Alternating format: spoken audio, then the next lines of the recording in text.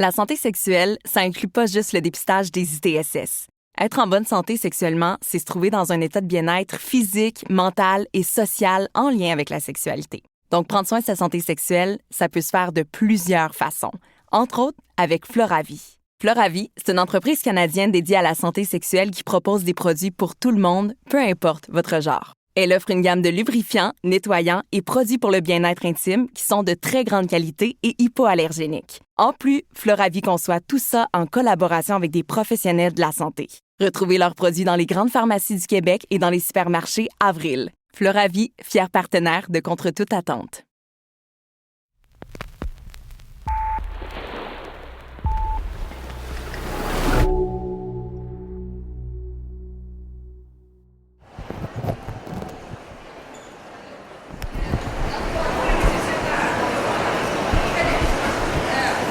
Je suis au Carrefour en Grignon. On est le 12 novembre 2023. Je voulais aller à la librairie pour acheter des livres sur la sexualité, mais mettons plus précisément sur des façons d'explorer une sexualité qui est non pénétrative.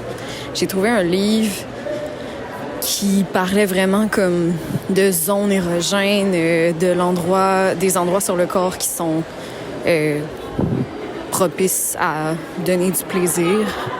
Puis c'est poche, mais c'était un livre comme français. Genre, l'auteur est français. Puis ça m'a comme turn off. Genre, il y avait plein de petites expressions que j'étais comme, non, je le filais pas. Mais j'ai quand même acheté un jeu, une espèce de jeu avec des cartes. Puis là, on pige ça, puis on parle.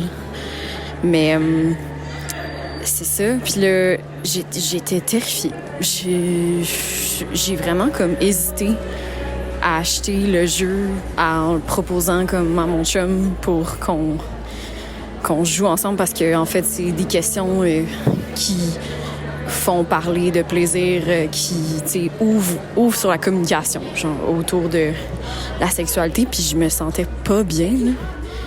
J'étais comme, oh my God, comment il va vivre ça? Est-ce qu'il va vouloir comme participer? Puis là, je m'imaginais comme il proposait, puis j'étais genre, oh mon Dieu. Je sais pas exactement pourquoi, comme ça me met dans cet état-là.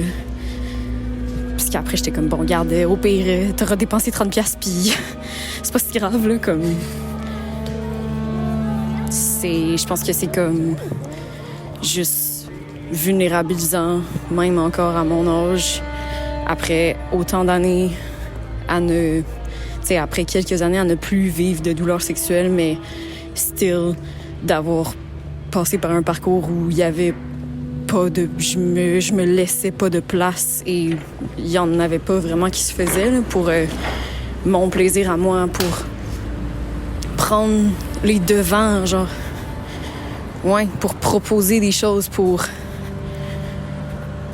qui allait sortir du cadre, là, évidemment, là, parce que proposer des choses qui étaient dans le cadre, ça, pas de problème. Là. Fait que c'est ça.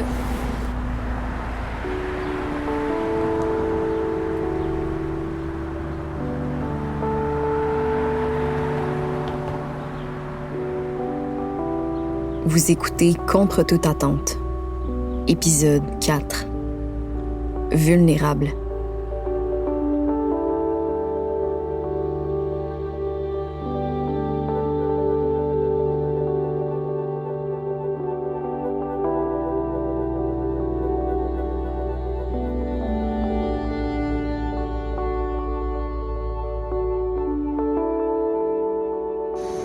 Mon amour, on est sur une randonnée dans le Tonkin Valley. Puis il y a un gros coucher de soleil, puis il fait super beau. Je veux juste te dire que je t'aime.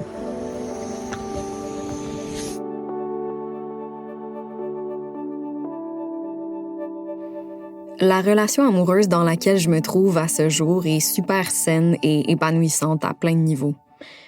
Avec mon chum, on a souvent des conversations stimulantes, puis une bonne communication. Là, ça va vraiment plus large, mais on a tout le temps tendance à tout vouloir mettre dans des cases pour comprendre. Oui, mais c'est les normal. Étiquettes, notre cerveau fait ça. Mais comprenons quel effet que ça a sur les autres. nous, on agit beaucoup en connaissance de cause de. Ouais. Mais en connaissance de cause que moi, je mets des boîtes sur des personnes, je sais que ma première impression de cette personne-là, ben, c'est la mienne.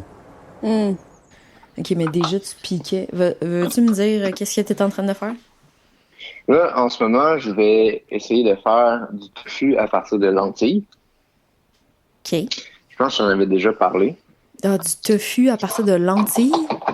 Oui, c'est ça, je dis. Ouais. Tu écoutes à moitié. Non, mais ça, je réglais les volumes, OK? OK, ouais, c'est pas toujours parfait, mais on a plein de clés pour que tout se passe bien. Réfléchir au code de ma sexualité, ça inclut mon chum, puis malgré notre complicité, j'associe encore au danger en premier le fait d'explorer ça avec lui. Il y a une part de ce réflexe-là qui vient de l'individu, oui, mais une autre qui appartient au collectif, à nos racines. Lynn Chamberlain, sociologue et chercheuse, a analysé la presse féminine québécoise publiée entre 1945 et 1960. À partir de ses observations sur les discours et les modèles présentés dans ce type de périodique-là, elle écrit « La volonté des femmes ne suffit pas pour engendrer un rapport sérieux. C'est celle de l'homme qui rend l'amour possible, souhaitable. Pour les femmes amoureuses, l'attente, la résignation, le compromis donnent de meilleurs résultats. Cette passivité extérieure implique toutefois une attitude de disponibilité constante, totale, quasi obsessionnelle, qui absorbe toutes les pensées et toutes les énergies. En somme, même dans l'univers réduit de leurs aspirations, les femmes sont présentées comme des incompétentes, des incapables. Dans tous les cas, des impuissantes, peu importe leur comportement. Pour elles, ne rien faire, taire ses besoins, ses aspirations, ses frustrations, constitue la voie la plus sûre vers le bonheur.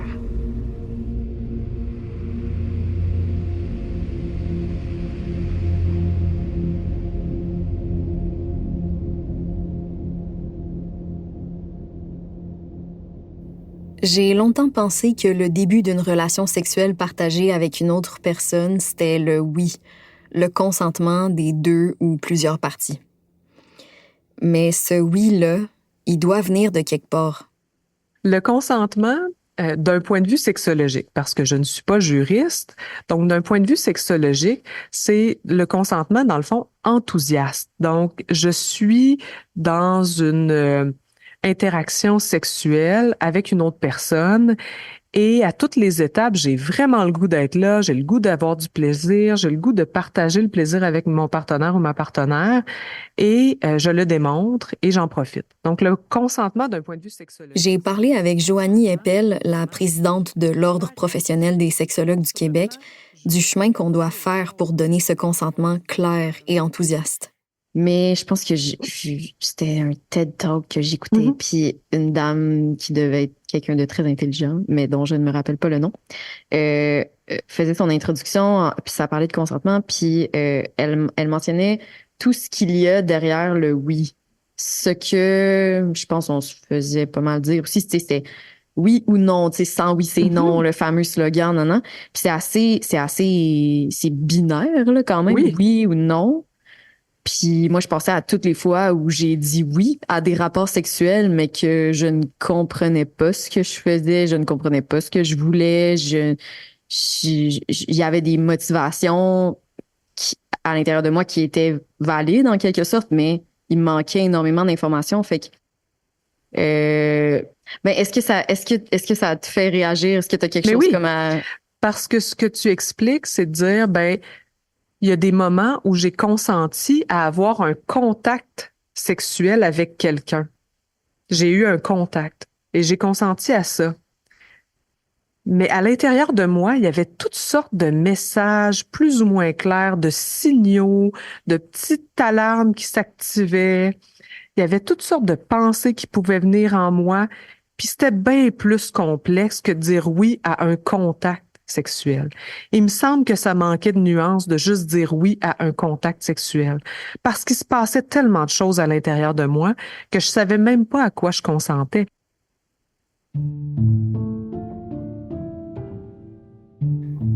Quand on se fait apprendre à taire ses questionnements, ses envies, ses idées, on se fait retirer son pouvoir d'agir.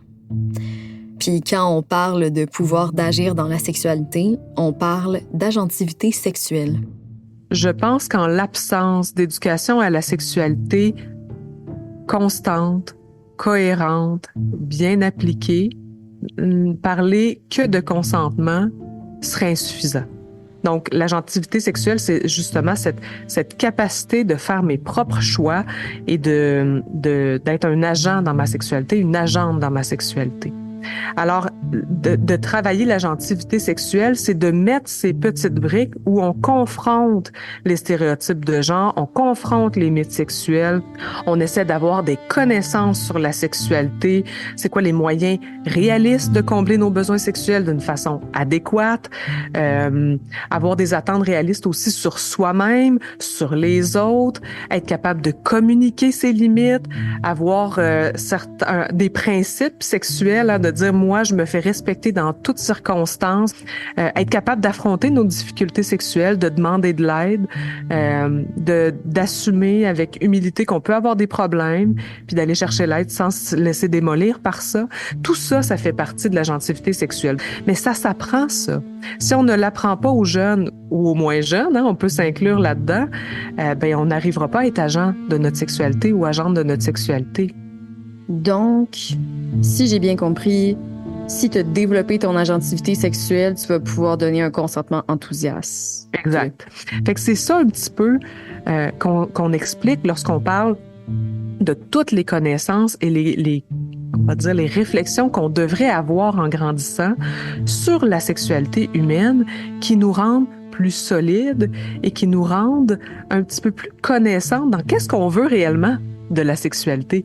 Qu'est-ce qu'on va tirer de notre sexualité?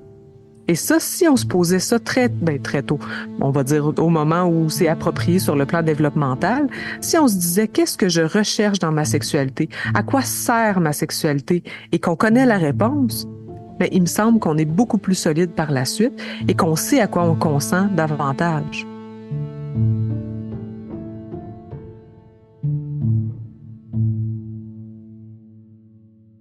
Donc, l'agentivité sexuelle nous permet de nous affirmer dans notre sexualité sans nous juger, entre autres. Puis pour la développer, un avantage, ça serait d'avoir reçu une éducation à la sexualité positive et saine.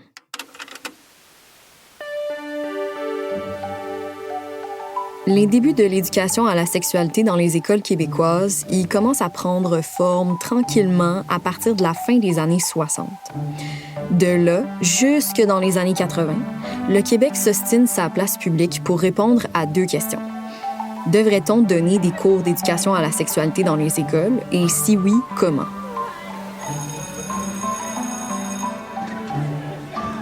En 86, on implante finalement le premier programme officiel d'éducation à la sexualité dans les écoles primaires et secondaires.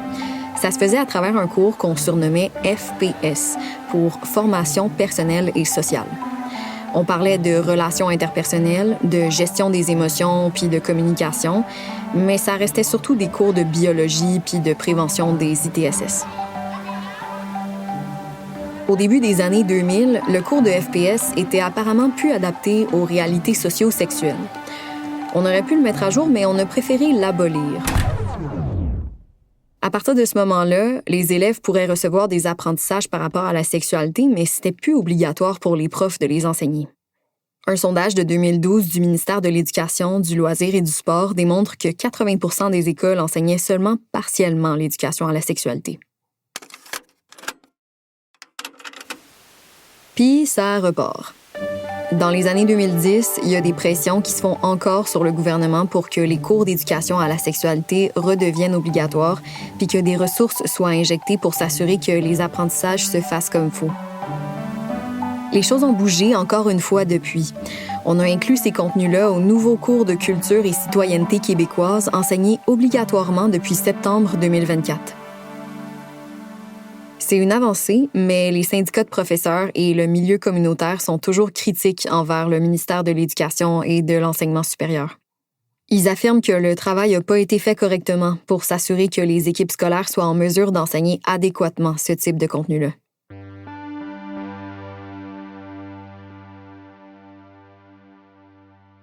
Puis pas pour dire qu'on veut prescrire une façon de se rendre. C'est comme, il n'y a pas ces 8 étapes-là, là, puis il faut les suivre strictement. C'est pas ça du tout. Mais il y a quelque chose qu'on manque. Il y a de l'information qu'on manque. Puis si on pouvait apprendre de ça, comment est-ce qu'on pourrait aider ceux qui cherchent à comme vraiment s'épanouir à ce niveau-là, là? Après avoir parlé avec des dizaines d'amants extraordinaires qui, on se rappelle, sont des personnes qui vivent des relations sexuelles vraiment hautes, le psychothérapeute Nicolas Paradis et ses collègues chercheuses et chercheurs ont démontré qu'il y avait 8 composantes qui facilitent l'émergence de ce great sex.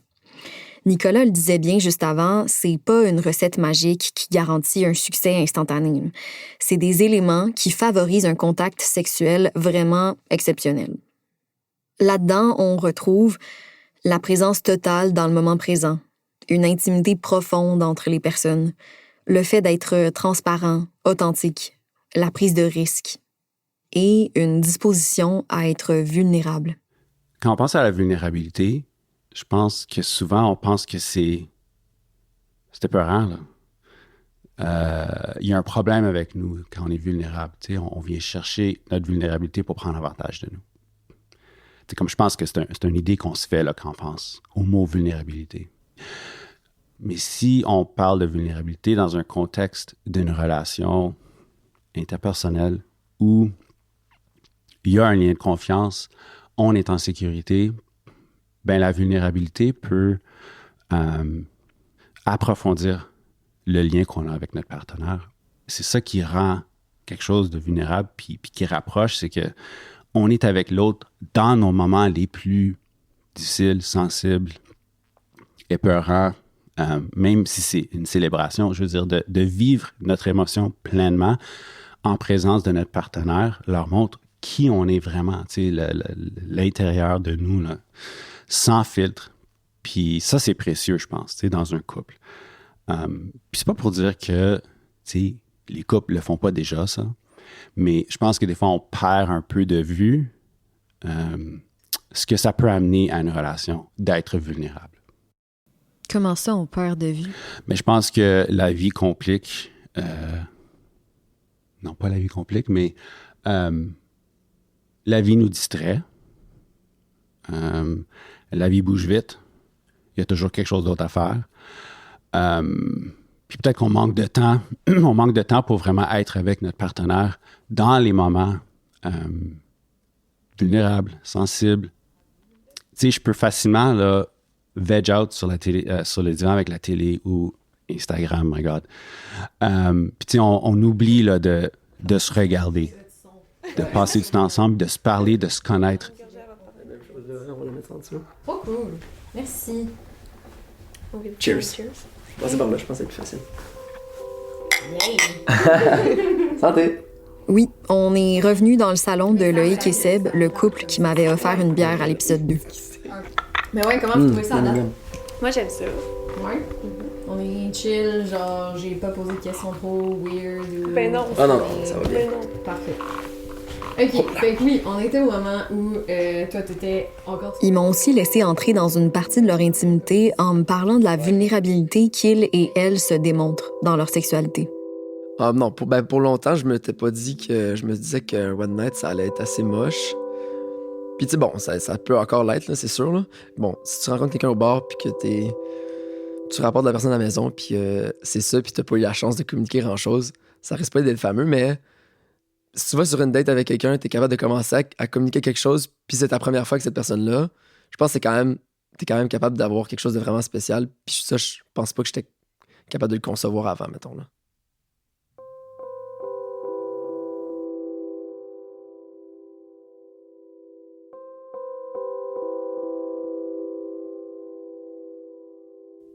Comment tu dirais que toi, ça a rentré dans ta vie, mettons, l'exploration d'une sexualité qui est plus hors du script vanille? Je dirais que mes premières expériences qui ont mené à plus de curiosité de ma part. C'est des expériences qui se sont passées lorsque j'étais célibataire. C'était une époque où j'ai décidé de voyager, j'ai changé de ville. J'étais allé à Montréal, j'étais en Australie. Puis ça m'a donné l'occasion de rencontrer beaucoup de différentes personnes qui avaient différentes habitudes. Puis si je recule un peu avant, j'étais pas nécessairement très confiant avec ma sexualité à prime abord, comme surtout en rencontrant des gens pour la première fois. Tu sais, comme tu vas pour avoir une baise pour la première fois avec cette personne-là, t'es nerveux, cette personne-là est nerveuse, puis c'est rare que c'est la meilleure base de ta vie. Fait que, tu sais, je dirais que dans ce contexte-là, où est-ce que là, je changeais de partenaire plus souvent, j'étais souvent confronté avec le fait que je rentrais, j'étais pas très confiant, j'avais de la misère à communiquer, mais rapidement, j'étais comme... Ça m'a développé le sens d'urgence de faire comme, OK, non, il faut vraiment se donner cet effort-là rapidement, d'entrer dans la communication, puis, tu sais, mettre des mots sur ce que tu recherches. Mais quand tu le fais, l'autre personne, elle le fait, puis là, ça devient un échange. Puis c'est là que tu as bien plus de fun. J'ai pas trouvé nécessairement que c'est moi qui avançais les idées forcément, mais quand on commençait à communiquer, tout ça, comme de plus en plus, puis que là, je communiquais plus rapidement mes désirs, tout ça, dans la relation, même dans les premières fois qu'on se rencontrait. Mais là, je me rendais compte que les personnes avaient des habitudes différentes que moi, puis fait que je dirais que c'est plus eux, la plupart du temps, qui amenaient quelque chose de différent dans ma façon de faire, où ils me posaient des questions, puis où ils me demandaient de faire certaines choses que je n'étais pas habitué de faire. Puis fait que ça a été un moment comme enrichissant dans ma sexualité, puis ça m'a permis après ça de me dire OK, ben j'en veux plus de cette genre de créativité-là qu'on retrouve dans la sexualité. Puis ouais, c'est ce qui m'a piqué.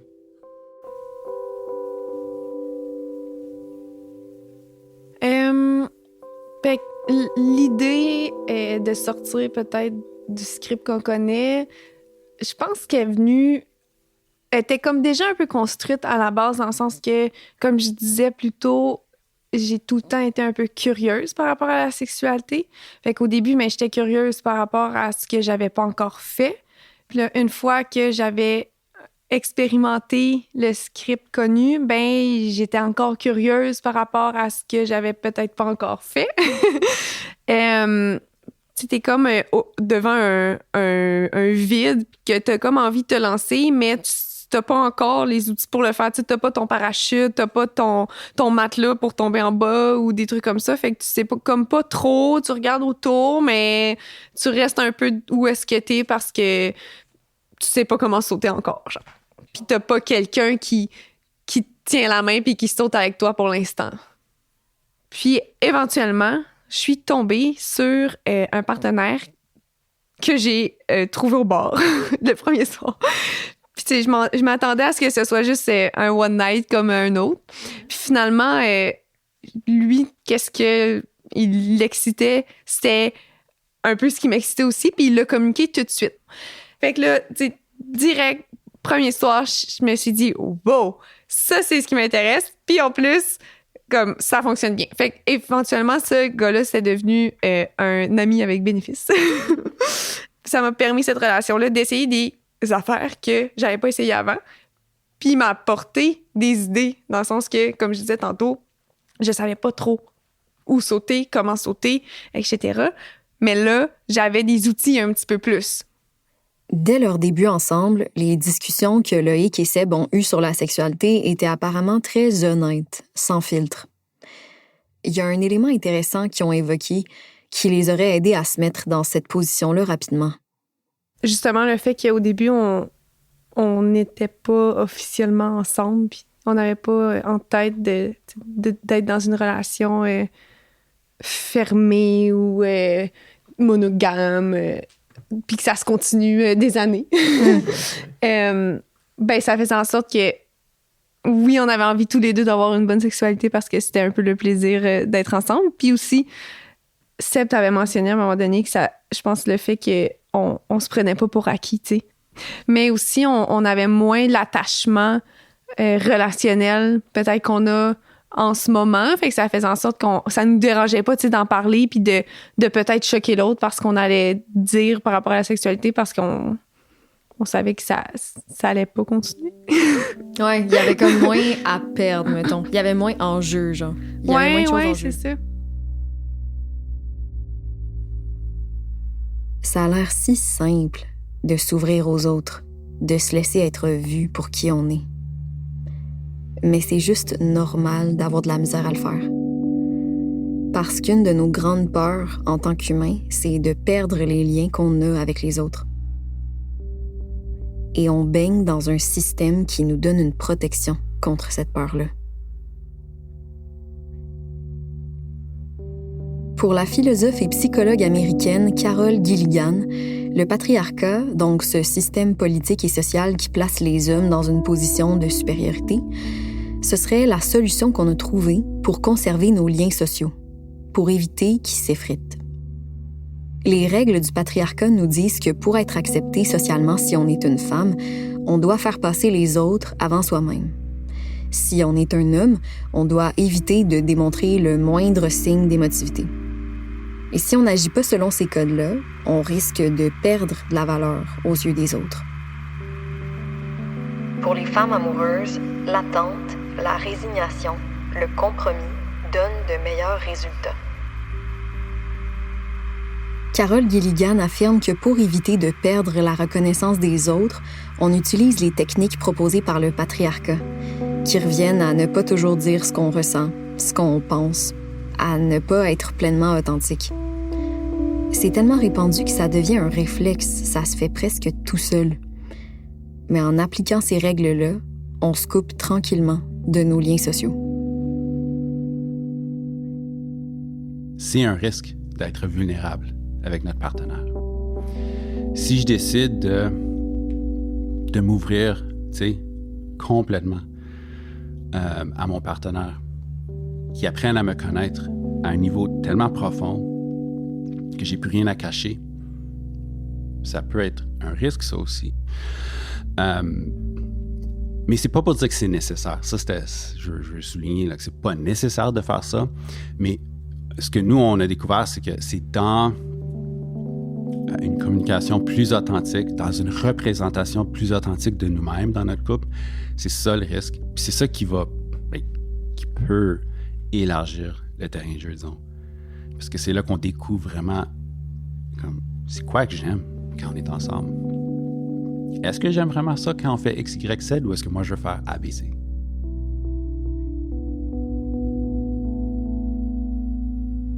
Comme le dit Nicolas Paradis, la vulnérabilité, la prise de risque, c'est absolument pas des passages obligés pour avoir des relations sexuelles qui nous comblent. Mais si ça nous tente, on pourrait doucement souffler la poussière que la couche de sable a laissée sur le couvercle de la petite boîte devant nous. Soulever le couvercle tranquillement. Observer les différentes piles de cartes dans la boîte. Puis quand on se sent prête, en piger une. Avant, peut-être que je voyais la relation sexuelle comme quelque chose qui doit être fait au sein d'un couple.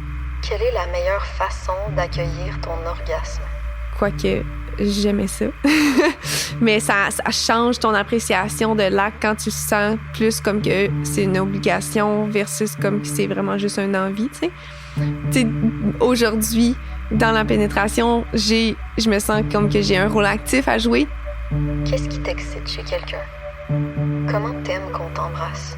Je me sens un peu plus en contrôle dans cette action-là, ce qui fait que j'apprécie plus l'action aussi.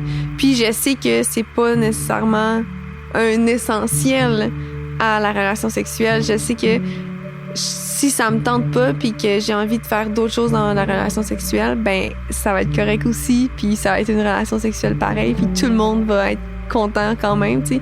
Justement, tout le monde va être content, dont moi aussi. C'est un partenariat avoir de la sexualité, là. Est-ce que pour toi, le désir est lié au sentiment? Ça peut être bref, là, mais comme c'est un engagement qu'on donne à l'autre pour s'assurer qu'on est confortable tous les deux. Puis je pense que l'injonction à la pénétration vient un peu entacher ce partenariat-là. Parce que je pense qu'il y a bien du monde qui, hommes inclus, là, qui naviguerait la sexualité autrement si on était capable d'en discuter puis de négocier un petit peu plus ça en s'intéressant au vécu de l'autre. T'sais. Pour toi, qu'est-ce qui représente la fin d'un rapport sexuel? Ce que je trouve beau dans ma sexualité, je pense c'est d'avoir découvert que il y a d'autres gens comme moi. Comment est-ce qu'on peut entretenir le désir entre nous, selon toi? Sur quoi est-ce que t'aimerais qu'on passe le plus de temps pendant le sexe? Puis d'avoir compris que le vocabulaire sexuel, c'est très large, c'est très changeant d'une partenaire à l'autre. Puis que ça doit toujours être le fun. Ça, c'est quelque chose, ça m'a pris des années à catcher ça. Et ça a l'air, mais c'est stating the obvious, mais c'est toujours pas un acquis dans notre société. Je pense que, genre, on devrait jamais faire l'amour si on n'a pas de fun. Fait que ça a beaucoup changé. Je me sens plus maître de mes relations sexuelles puis de comment je me sens. Puis je pense aujourd'hui aussi, ben, en ayant une bonne communication, ben, ça me donne une meilleure confiance en moi. Donc, je vais plus communiquer quand j'ai envie de faire quelque chose, quand j'ai plus envie de faire quelque chose. Tu sais, quand on parle d'essayer des trucs, ben, il faut avoir la porte ouverte à arrêter ce qu'on est en train d'essayer si ça fonctionne pas, tu sais. Puis ça, c'est vraiment important. Puis ça fait en sorte que, justement, ben, j'ai envie d'essayer des trucs parce que je sais que ça va bien se passer, peu importe l'issue de l'essai. Fait que, ouais, c'est ça.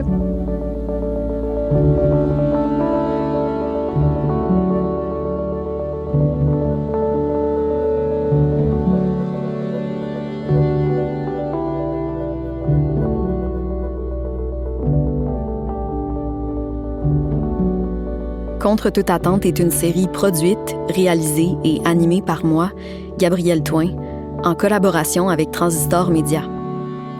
À la conception sonore, à la conception musicale et au mixage, Simon Covy-Sirois. À la script édition, Julien Morissette. Consultance à la production, Gina Desjardins. La création de Contre toute attente est rendue possible grâce au précieux soutien financier du Conseil des arts et lettres du Québec, de la Ville de Mirabel et de nos partenaires Floravie et Madame Levary. Elle est aussi et surtout rendue possible grâce à toutes les personnes qui ont accepté d'y apporter leurs mots et leur temps. Merci.